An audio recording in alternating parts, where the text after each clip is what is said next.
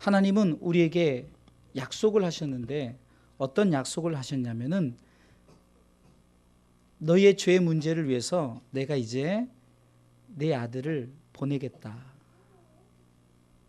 그리고 보낸 아들을 믿는 자마다 멸망치 않고 영생을 주시겠다 약속하셨어요. 성경을 다 아는 우리가 예수님이 이 땅에 오신 목적을 잘 모르고 우리가 대강절 곧 성탄을 준비한다면, 맞이한다면 정말로 주님의 마음이, 하나님의 마음이 무엇인지를 모르고 주님의 오심을 기다리는 것밖에 되지 않습니다. 진정으로 우리가 주님의 오심이 무엇인가 그것을 알고 우리가 오늘 말씀을 받아야 되고 또한 우리가 성탄을 맞이해야 됩니다.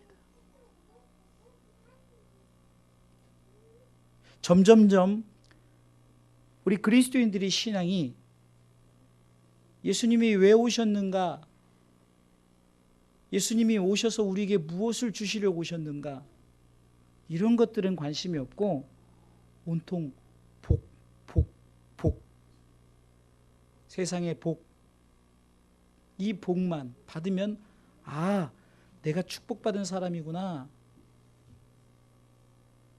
내가 하나님의 뜻을 이루는 사람이구나 라고 착각을 하면서 살아갈 때가 많습니다. 오늘 마태복음 25장에는 예수님께서 세 가지 비유를 얘기하시는데 첫 번째 비유는 열처녀에 대한 비유입니다. 신랑을 맞이할 준비라는 열처녀에 대해서, 다섯 처녀는 슬기로웠고 다섯 처녀는 미련해서 기름을 준비하지 못함으로 신앙생활은 했는데 기름을 준비하지 못함으로 천국에 들어가지 못했다는 얘기요. 달란트 비유는 맡겨진 사명에 그것을 잘 감당하지 못함으로 말미암아 천국에 들어가지 못하는 얘기를 하며, 오늘 양과 염소의 비유를 통해서는 지극히 작은 자를 외면하고 그 작은 자에 대해서 소홀히 했던 그 자들에게 천국에 들어가지 못한다라는 얘기를 합니다. 공통적인 것은 뭘까요? 바로 천국에 대한 얘기죠. 열처녀 비유에서는 천국 잔치의 비유요, 달란트 비유에서는 천국의 어쩌면 그 자리, 천국에 들어갔을 때 이제는 네가 나와 함께 먹고 마신다는 그 천국의 상자리에 대한 얘기며, 양과 염소의 비유에 대해서는 알다시피 보호자에 관한, 더 깊이 들어간 그 하나님의 보호자에 관한 축복을 말하고 있다는 거예요.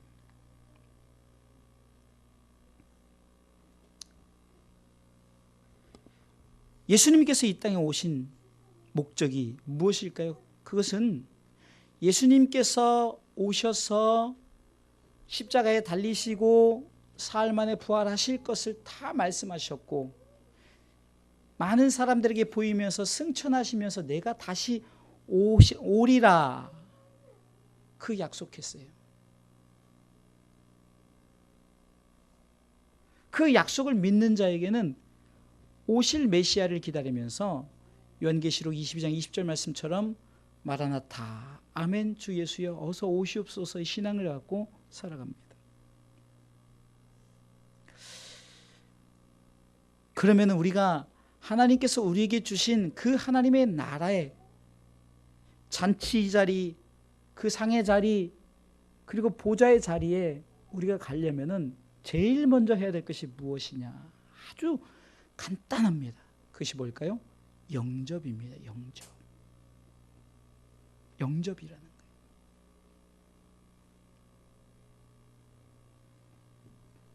요한복음 1장 12절에도 영접하는 자, 그 이름을 믿는 자, 그 이름을, 예수 그리스도 이름을 믿는 자들에게는 하나님의 자녀가 되는 권세를 주셨다라고 약속하십니다.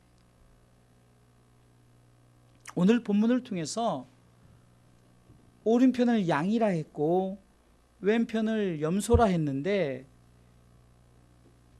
이 오른편에 있는 자들과 왼편에 곧 양과 염소의 구별법이 무엇일까요? 그것은 영접을 했느냐 영접을 하지 않았느냐에 대한.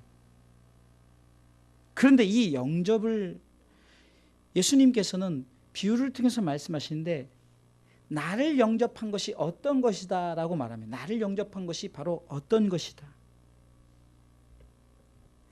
우리가 지금 긴 본문을 읽으면서 여러분들 읽으면서 아마 여러분들이 생각했을 거예요. 아니 주를 위해서 이렇게 했는데 안 했다 하고 나는 안 했는데 했다고 하는, 이 시대 이 본문을 통해서 이 시대 우리 그리스도인들을 한번 생각해 보세요. 나는 열심히 주를 위해서 살았어요. 열심히 11주 생활도 하고 감사 생활도 하고 절기 때마다 헌금도 하고 주일 예배도 드리고 다 드렸단 말이에요. 그런데 왜 책망하면서 너희들이 왜 왼편에 있는 자들은 책망을 받을까요? 그것은 다른 것이 아닙니다. 우리가 예수 믿는 것의 핵심이 무엇인가를 우리가 알지 못하고 신앙생활하면은 결국은 열심히 하긴 하는데 그 열심이 마치 사울이라는 청년, 그가 나중에 바울이 되었지만 그 사울의 열심은 굉장했습니다. 그런데 그 열심은 하나님을 대적하는 열심이 됐어요. 아니 하나님을 위해서 한 열심이었는데 왜 하나님은 나를 하나님을 대적한 대적자라고 했을까? 그는 사도행전 9장을 통해서 다메섹 도상에서 그것을 알았어요. 다메섹 도상에서 내가 열심은 있었는데 이 열심이 잘못되었구나. 그런데 그 열심이 다시금 잘 바뀌어서 하나님의 영광을 위해 살게 된 계기가 뭘까요?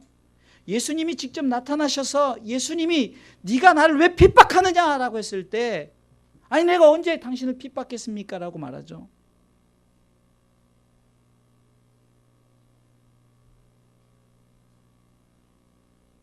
근데 그 말씀 앞에 그는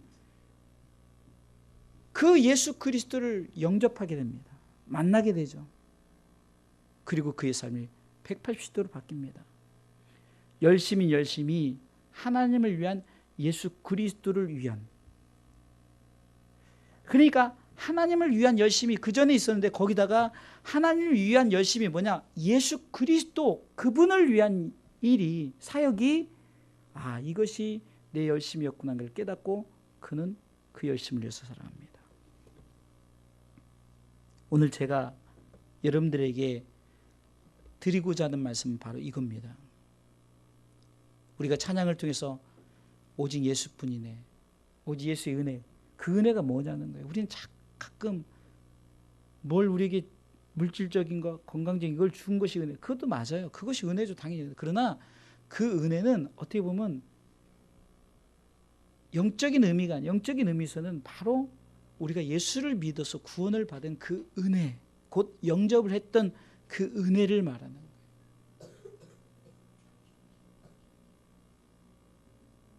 저도 이 본문을 가지고 설교를 몇 번을 했었고요. 제가 이제 목회 11년 차니까 설교를 얼마나 많이 했겠습니까? 그런데 다시 이 본문을 보면서 지금 이 시대에 하나님은 우리 성도들에게, 저와 여러분들에게 하시고자 하는 말씀이 무엇인가를 계속 생각해 보는 거예요.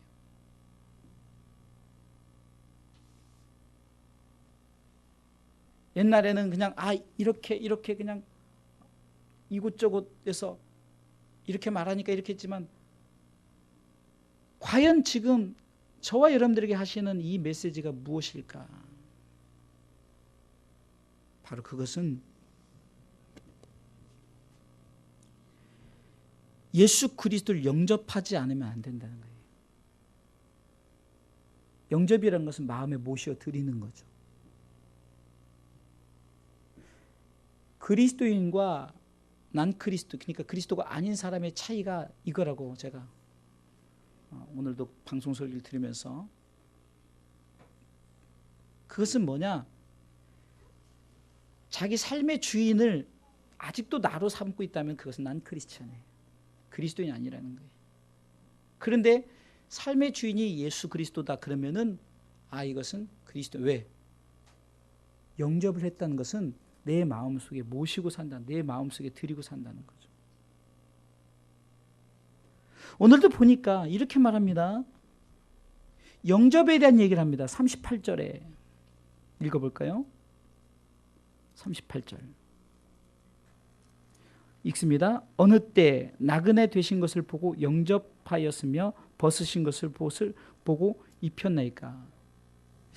영접은 영접인데 지금 예수님에 대한 얘기를 하는 것이 아니라 어떤 얘기를 하느냐? 지극히 작은 자에 대한 얘기를 합니다.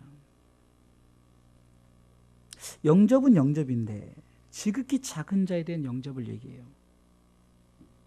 이 지극히 작은 자, 마가복음 12장 28절로 33절에 보면은 하나님께서 세 계명을 주셨다 그랬어요. 두 가지 계명을 주셨는데 새로운 계명을 두 가지 주셨는데, 위로는 너희는 마음과 힘과 뜻과 목숨을 다해서 주 너의 하나님을 사랑하라 하셨고, 또 수평으로는 마가복음입니다. 12장 33절 한번 보겠습니다. 자, 다 같이 읽습니다. 또 마음을 다하고 지혜를 다하고 힘을 다하여 하나님을 사랑하는 것과 또 이웃을 제 몸과 같이 사랑하는 것이 전체로 드리는 모든 번제물과 기타 제물보다 낫다라고 이렇게 얘기하는 거예요. 지극히 작은 자에 대한 부분을 생각할 때 위로 하나님을 사랑하는 것은 맞아요. 그렇기 때문에 여러분들 어떻게 하죠? 내가 열심을 다하여서 정말 주를 위해서 섬기고, 지금도 예배 자리에 있고 여러분들이 11조와 감사와 또 예배의 헌물과 중심을 가지고 드리고 여러분의 삶을 드리는 건 맞아요. 근데 우리가 소홀했던 것이 뭔가 했더니 이 수평적인 이웃사랑에 대한 것이라는 거예요. 근데 우리가 이웃사랑을 단순히 그냥 이웃사랑 이렇게 생각하면은, 아니 뭐 우리가 얼마나 주변에 많은 사람, 내 이 모든 사람을 다 어떻게 책임집니까? 어떻게 할 수 있습니까? 맞아요. 저도 그 말에 대해서는 동감합니다. 어떻게 우리가 그 사람들 다 책임져요? 아니 우리 성도도 책임 못 지는데 내가 뭔 주변에 전혀 알지도 못하는 지나가는 사람을 내가 어떻게 책임지는 거예요? 그런데 그 이웃이란 말을 영혼으로 바꿔본 거예요. 영혼을 사랑하는. 여러분들, 우리가 이웃 그러면은 내가 뭔가 줄 것으로 주어서 그 사람의 문제를 해결하는 것이 맞아요. 근데 영혼 그러면은 우리가 줄 수 없어도 하나님을 향해서 저 영혼의 하나님의 그 구원받음을 위해서, 한마디로 우리가 이렇게 기도해야 돼요. 하나님, 온 인류 하나님 구원받기를 원합니다. 이렇게 하면 전 세계를 위한 기도가 한마디로 다 끝나버리는 거예요. 왜요? 저들의 가난함 때문에 오신 것이 아니라, 저들의 병듦 때문에 오신 것이 아니라 목적은 영혼 구원이거든요. 예수님께서 병을 고쳤을 때도 이 병 고침의 문제를 바꿔서 말하면 네 죄가 사해졌느니라고 선언을 하죠. 이것을 봤을 때 예수 그리스도를 영접하는 것은, 곧 나를 영접하는 것은 네가 지극히 작은 자 하나를 영접하는 것과 같다. 이렇게 생각하니까 하나님의 마음에 대해서 얘기했죠. 하나님의 마음은 모든 사람이 구원을 받으며 진리를 아는 데 이르기를 원한다. 그리고 저들이 거룩한 백성 되기를 원한다는 거죠. 이것이구나. 영혼은 돈으로 살 수 없고요. 우리가 한 영혼이 천하보다 귀하다는 이 메시지를 통해서 천하를 주고도 영혼을 살 수 없는 것이 영혼이에요. 그렇게 봤을 때 우리가 영혼을 어떻게 생각하느냐, 그 영혼에 대한, 그 영혼을 생각하면서 그 영혼이 나와 같이 천국에 들어가길 그런 마음을 가졌을 때 너는 이제 오른편에서는 양이다라고 말하는 거예요.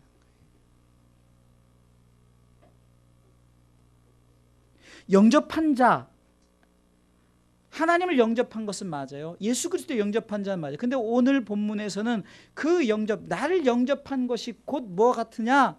네가 지극히 작은 자 하나에게 했던 것이 바로 나를 영접한 것이라고 말하죠.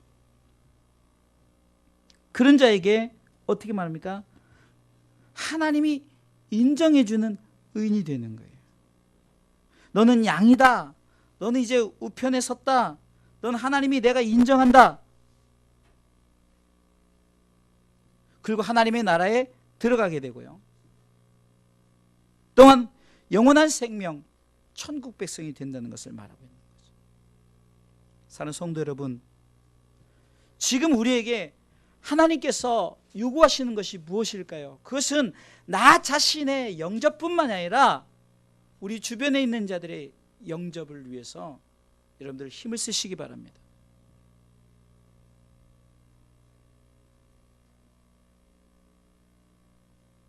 가족들을 한번 제일 먼저 생각해 보십시다. 여러분들의 가족들이 지금 예수 그리스도를 영접하지 않는데 그들을 위해서 우리가 한마디 기도도 하지 않고, 아니 저들에게 관심도 갖지 않는다면은 하나님, 너 지금 왜 자꾸 왼편에 서 있는 자들이 되려고 하느냐, 이런 하나님의 음성을 들으시기 바랍니다.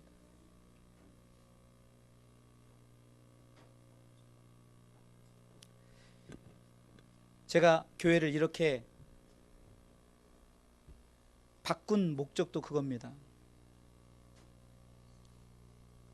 때로는 여러분들이 이렇게 지금 이 예배를 드리는 이 모습이 어색할 수도 있고 또 되게 산만할 수도 있고, 근데 중요한 것은 이 아이들도 영혼이라는 거죠. 이 아이들도 영혼이에요. 왜 구분해서 아이들은 이쪽에서 해요? 물론 아이들이 시끄럽고 떠들고, 그런데 보세요. 이 아이들이 벌써 지금 얼마 되지 않았는데 예배에 적응을 하잖아요. 아, 이 시간에는 떠드는 시간이 아니구나. 이 시간에는 어른들이 이렇게 조용하고 한마디도 안 하고 말씀을 듣네. 이러니까 아이들도 말씀을 듣는 거예요. 아, 이것이 참 잘한 거구나. 지극히 작은 자.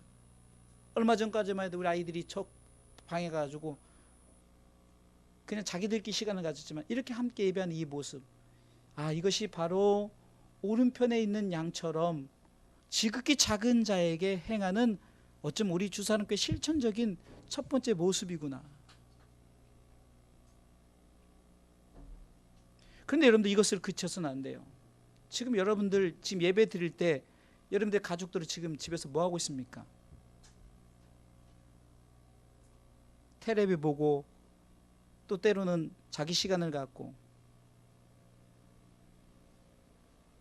정말 내가 예수 그리스도를 영접한 자, 그리고 그 영접에 대해서 하나님께서 네가 나를 진정으로 영접한 자로 내가 여길 것은 지극히 작은 자 하나를 소홀하지 않고 네가 그 지극히 작은 자에게 최선을 다해서 행했음에 그 어떤 능력을 행하고 어떤 기적을 행한 자들보다 하나님께서는 그 사람을 바로 내 영광의 보좌에 앉히리라고 약속하신다는 거예요.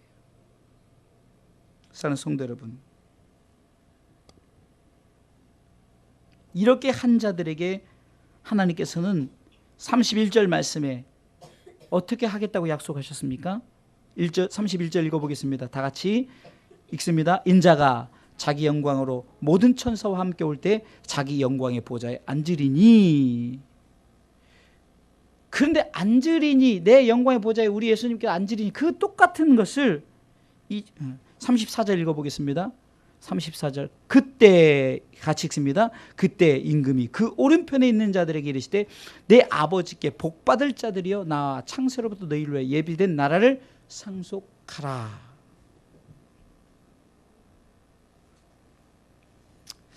참으로 우리 삶에 힘들고 어려운 일 만나죠. 경제적인 어려움, 또한 상황 속의 어려움. 우리 아이들은 공부한다고 또 공부를 잘하면 잘해도 뒤에 쫓아오는 애 있고, 못하면은 못한다고 또 뒤에서 압박이 오고, 이런저런 모습 속에서 우리가 끝까지 지키고 끝까지 간직해야 할 것이 뭐냐? 이 땅의 것이 아니라 하나님 나라의 것이라는 것을 기억하시기 바랍니다. 오늘 성경에 복받을 자들이여, 이 복이 뭐냐는 거예요. 이 복. 이것은 베드로전서 2장 9절에 너희는 택하신 족속의 왕같은 제사장이요 거룩한 나라 그의 소유된 백성이라는 거예요.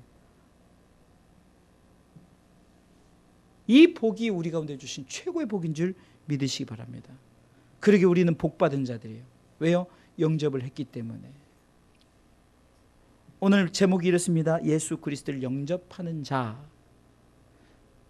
물론 우리 예수 그리스도 영접했죠. 그러나 진정으로 주님이 우리 가운데 다시 나를 영접하는 것이 무엇이냐는 것을 분명히 얘기해 주면서 우리에게 하신 말씀이 뭔가요?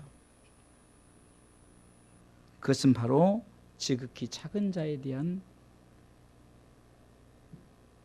어쩌면 예수 그리스도를 믿어서 그들도 바로 나와 함께 하나님 나라에 거할 수 있도록, 택하신 족속이요 왕같은 제사장 거룩한 나라에 소유된 백성, 나뿐만 아니라 지극히 작은 자들, 어떻게 보면 우리 어린 아이들로 시작해서 또 여러분들 주변에 있는 가족들, 저들을 위해서 이번 성탄절이 준비되었으면 좋겠어요. 그래서 이번 25일 날 보니까 월요일이더라고요. 그날만큼은 여러분들 가족들이 다 나와서 함께 예배했으면 좋겠어요. 일회성이라도 좋아요. 한 번이라도 좋아요.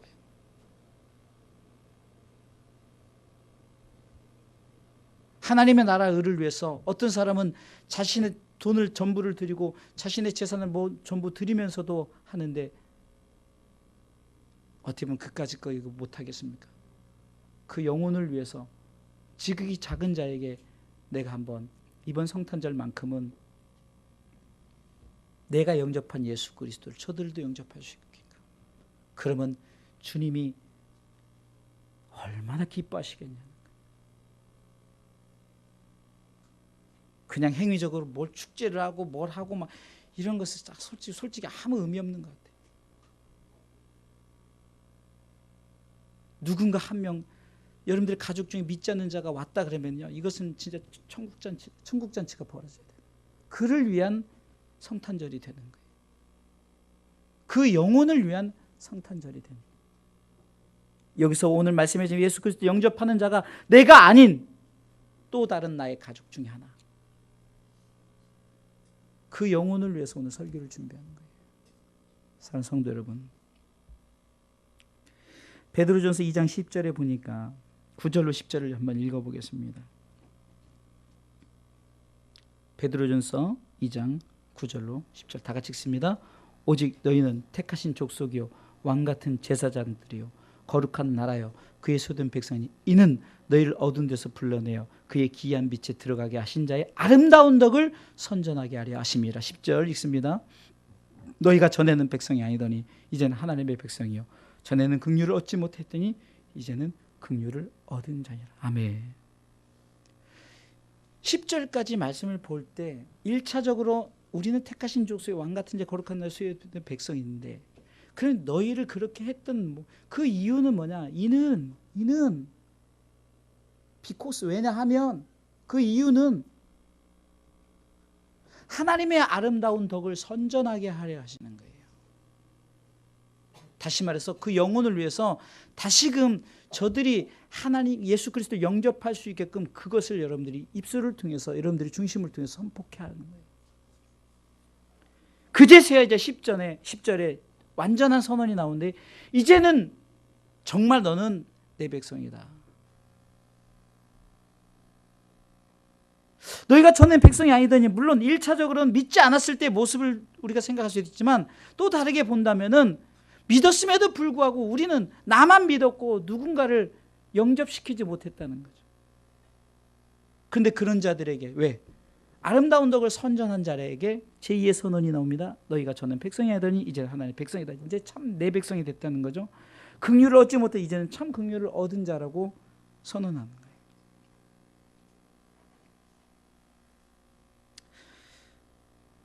이번 성탄절은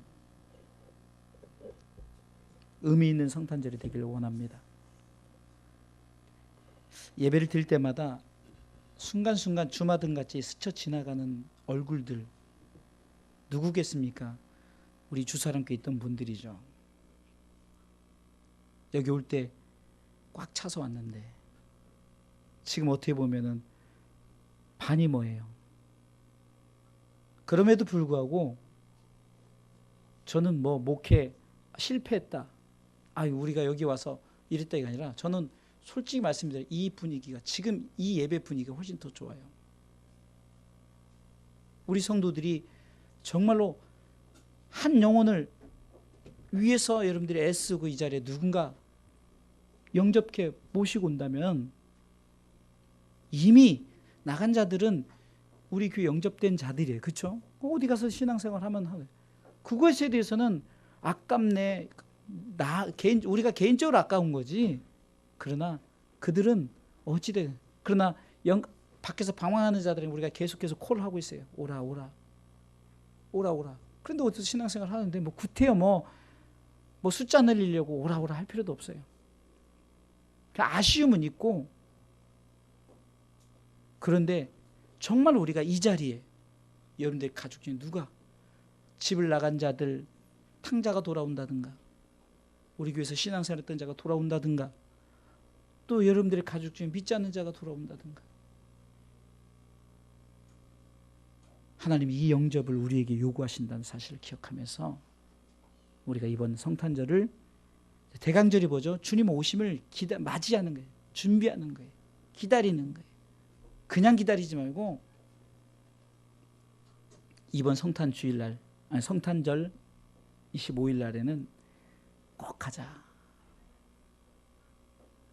내 이것이 소원이다. 그렇게 해서 저들이 와서 주님을 만날 수 있도록 여러분들이 기도하고 준비한다면은 이번 2017년도 성탄절은 굉장한 여러분들에게 축복의 의미 있는 날이 될 줄 믿습니다. 이제 계속적으로 한 달여간을 계속 우리가 주님의 오심에 대한 설교를 할 텐데, 과연 주님의 오심이 무엇이냐는 거죠. 그냥 우리가 그냥 즐기고 먹고 지들끼리 좋다고 하고 세상 사람은 술 먹고 막 난리를 치고, 그 주님이 그래서 오셨냐고요. 그러려고 오셨냐고요. 저들은 그렇지만 우리는 그렇지 않고 영혼을 위한 준비죠. 한 영혼이라도 아버지께로 돌아오게 할 수 있는 그 영접을 시키기 위해서 우리가 예수 그리스도를 영접한 자, 또한 앞으로 영접될 자를 위해서 우리가 지금부터 한 달 동안 잘 준비하고 기도해서 이번 성탄절에 의미 있는, 그래서 저들이 2018년도부터는 같이 신앙생활하면서 이 가족이 함께 예배드리는 이것을 꿈꾸세요. 바라보면서 믿음으로 세워져 나가길 주님의 이름으로 축원합니다. 정말로 이 자리가 계속적으로 영혼이 구원되는 자리가 되어야 돼요. 숫자만 늘리는 그 숫자가 아니라 영혼이 아버지께로 오는 자들, 영혼이 아버지께 세운 자들, 그래야 지극히 작은 자에게 행한 것이 바로 영혼에 대한 그 갈급함을 가지고 그들에게 행한 자들을 오른편에 있다, 양이다, 너는 내 나라를 상속받을 자다, 너는 영광의 보좌에 앉을 자라고 얘기하는 줄 믿고, 우리가 그것에 대해 마음을 갖고 우리가 한 달 동안 잘 준비해서 기도해서 하나님이 기뻐하는 영접의 자리에 여러분들 가족들을 초청하시기를 주님의 이름으로 축원합니다.